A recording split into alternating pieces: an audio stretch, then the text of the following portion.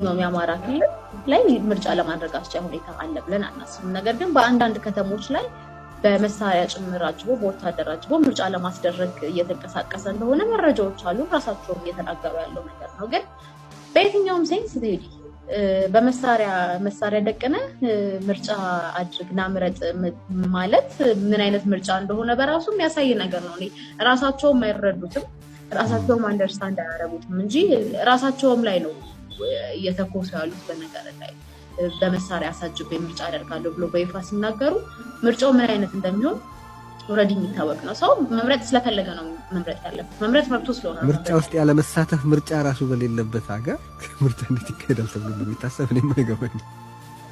ኤግዛክትሊ ማይ ፖይንት። እና አሁንም ቢሆን በእንደዚህ አይነት ሁኔታ የሚደረግ ምርጫ ዲሞክራሲያዊ ምርጫ ነው፣ ነፃ ነው፣ ገለልተኛ ነው ተላችሁ የምርጫ ካርድ እኮ በሆነ ነገር እያስፈራሩ ነው ውሰዱ እያሉ ያሉት።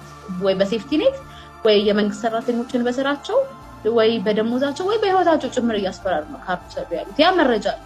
ከምርጫ ቦርድ ጋርም ያንን ኮሚኒኬት እያደረግን ነው። በሂደትም ደግሞ ለሚዲያዎችም ለህዝብም ይፋ የምናደርጋቸው መረጃና ማስረጃዎች አሉ። ስለዚህ ይሄ በሆነበት ሁኔታ በምን አይነት መልኩ ነው በሰራዊት አጅቤ ምርጫ አስደርጋለሁ ስትል ራስህ ላይም ጭምር እኮ ራስህን ማታክ ያደረከን ያለው ምርጫው ፍትሃዊ ሊሆን አይችልም እያልክ ነው። ከዛ ደግሞ ሌላ ትግራይ ለሁለተኛ ጊዜ ነው የማትወከለው በዚህ ምርጫ በዚሁ ተቀጠለ።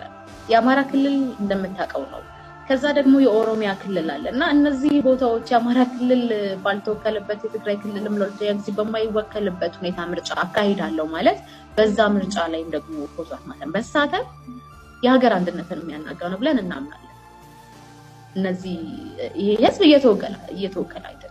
ስለዚህ በዛ ምርጫዎች መሳተፍ የሀገር አንድነትንም ያናጋል የሚል ጽኑ እምነት ያለን እና ያ ነው መግለጫችን ላይም ለመግለጽ የሞከርነው።